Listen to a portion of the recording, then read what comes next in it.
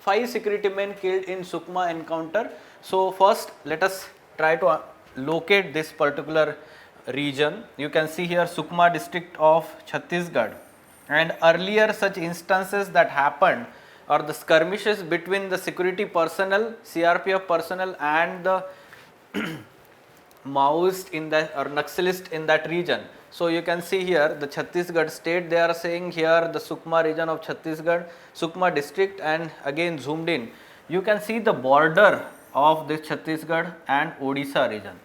And this particular tri-junction again here with Andhra Pradesh down on the downward side. This tri-junction as Dandakaranya forest and Bastar region, this has been the hotspot of these Maoist activities in that region.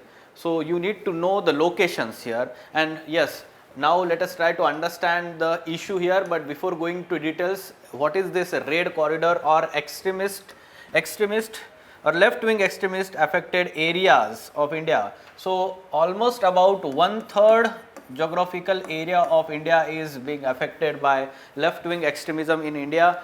And yes, our former Prime Minister Mr. Manmohan Singh had called this is one of the most important, or we can say dangerous thing, or the challenge to internal security of the country. Okay, so yes, you can see here the major area is here, the red marked area is highly affected, yellow one moderately affected, marginally affected, green one. So you can see here the tri-junction of Chhattisgarh, Odisha and Jharkhand as red one. Here Odisha, Chhattisgarh and Andhra Pradesh, again the tri-junction. These two tri-junctions have been very much active zone or area of Maoist activities. And the overall red corridor, yes, largely the eastern states of the nation along with northeastern part of Maharashtra, even some part of Madhya Pradesh, they are very much affected by this particular movement. Now, if we talk about the background here, this particular movement started from Naxalbari village in 1960s as we can say one of the movement to seek the land rights, okay, in that village, and that spread throughout this region, especially those regions are forest having the forest dwellers or tribal people, okay, tribal inhabited regions. So let us try to understand the determinants of rise of Naxalism or left wing extremism in those areas, because you can see what kind of questions have been already asked by UPSC. You can see here this year's UPSC mains 2020 examination GS3 paper 15 mark question. What are the determinants of left wing extremism in eastern part of India, and what strategy should government of India, civil administration, security forces adopt to counter the threat in affected areas? Very straightforward basic question, causes and the way forward they are asking. So let us try to take input from this analysis to answer this question. Again in 2018 also straightforward left wing extremism is showing a downward trend but still affects many parts of the country. Briefly explain the government of India's approach to counter the challenges posed by left wing extremism. So what the government is having as a solution to this, or to as a response to deal with this Naxalism. Okay, so causes or determinants here you need to understand it. We can divide them under 4 headings. One, Jal, Jungle, Jameen. These 3 J's are very much important for tribal people or those people living in those areas, and to some extent we are affecting these 3 Jal, Jungle, Jameen. Externally we are denying their rights over these 3, and surely their livelihood is being affected, their land, their home is being destroyed, and yes, adequate compensation or resettlement rehabilitation is not being done. This to some extent alienate them and fuels anti-government sentiments among them. At the same time, the forest rights are also not given appropriately to the tribal people or the forest dwellers, we can say that, right. So surely this is making the problem in the Naxal affect or that eastern states or those Naxal affected areas. Now the development deficit and the governance deficit in those area is, we can say, from social and economic and governance perspective. When we talk about development deficit, we need to focus on 5 areas, 3 economic, 2 social. What are these? 3 economic: unemployment, poverty and infrastructure. Unemployment, poverty and infrastructure, economic aspect, and then the social aspects, health and education. Lack of health facilities, lack of education facilities. Okay, so or we can say that from human resource aspect. Okay, so this is how we need to approach that. Development deficit can be seen here. If we talk about the governance deficit, what are the aspects that we need to understand here? That governance deficit means the government schemes and policies are not effectively implemented and the benefits are not reaching the intended beneficiaries. Okay. Second aspect, you need to understand here that whatever the laws are there for the welfare of those people living in that area, they are not implemented effectively. Again, that is problem. Which are these laws? FRA, Forest Rights Act 2006. Then PESA is there, Panchayat jo act hai, that is that act extension of Panchayat Acts, right? So that PESA Act is not again effectively implemented, right? At the same time, Land Acquisition Act LARR is there 2013.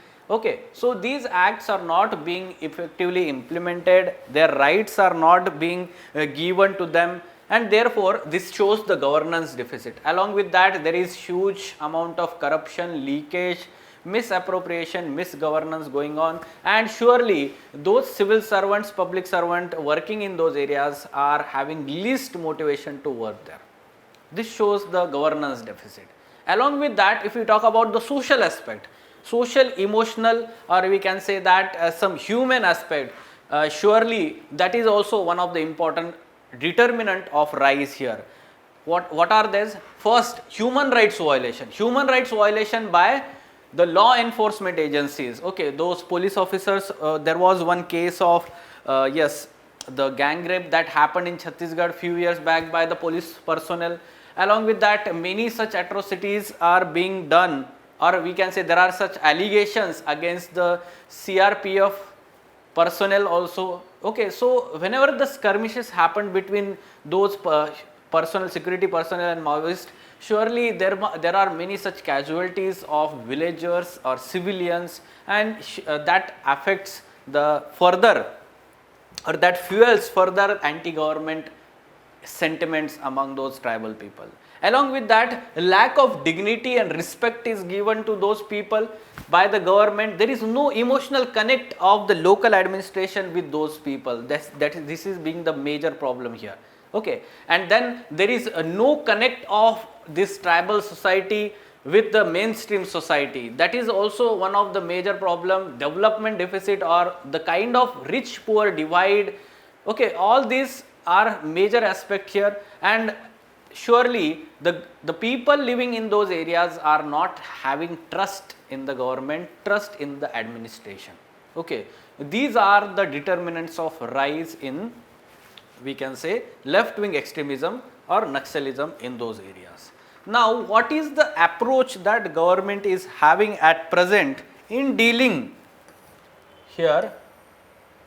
As a way forward, the government, or we can say that Ministry of Home Affairs, which is the major, we can say, ministry here, main ministry under which all the actions are done to deal with the internal security part. External security is the domain of Defense Ministry, internal security is domain of Union Home Ministry, and here the Union Home Ministry has separately launched this Operation Samadhan now to deal with this Naxalism problem.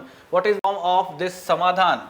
Acronym stands for Smart Leadership, S, Aggressive Strategy, then Motivation and Training, Actionable Intelligence, Dashboard Based KPIs, Key Performance Indicators and KRAs, Key Result Areas, Harnessing Technology, Action Plan for each theatre, and No Access to Financing to, we can say, the Naxalists.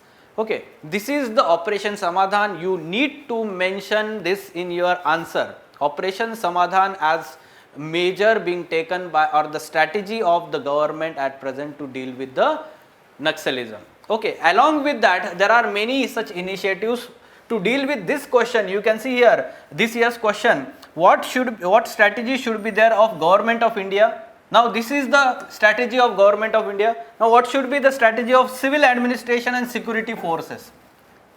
Now civil administration, the strategy should be, the civil administration should show their presence. What happens is, civil administration is not having the presence in those villages or those habitations in that area. This is one of the major problem that is happening in those area, and lack of presence of civil administration is being exploited by the Maoist or Naxalist in that area. Okay, this is one of the aspect. Second aspect is that access to basic amenities. So focus of civil administration should be to provide the basic amenities like drinking water supply, or we can say those roads construction in that region. Along with that, the electricity. So water, electricity, these basic things, toilet construction, or we can say that health and education, basic health, basic education facilities should be provided by civil administration. This should be approach, and the implementation of government schemes by the civil administration. Security forces, now this is very important because the security forces need to have the multi-pronged approach here. It should not be having the strict approach of ensuring the law and order, or we can say security, rather it should also have the civil aspect. And for that matter, civic action plan is launched by the government, and yes, civic action plan focuses on the civic angle of CRPFs in those regions. So the initiatives taken by security forces to have the contact with common people, those initiatives, they are funded under this civic action plan. Okay. Along with that, in addition to all of this, there is surrender cum rehabilitation policy, surrender cum rehabilitation policy of the central government. So those who are surrendering, the civil administration has responsibility to ensure that they are rehabilitated properly. The benefits under these schemes are reaching to those who are putting down the arms. Okay, and wants to again come back to the mainstream society and put down the violence here. Okay, this is how we need to approach to this issue. The causing factor just now we have understood, and the approach of the Government of India, civil administration and security forces. Fine? Okay, so internal security GS3 paper, try to answer these questions that are there from our previous year questions, UPSC mains examination.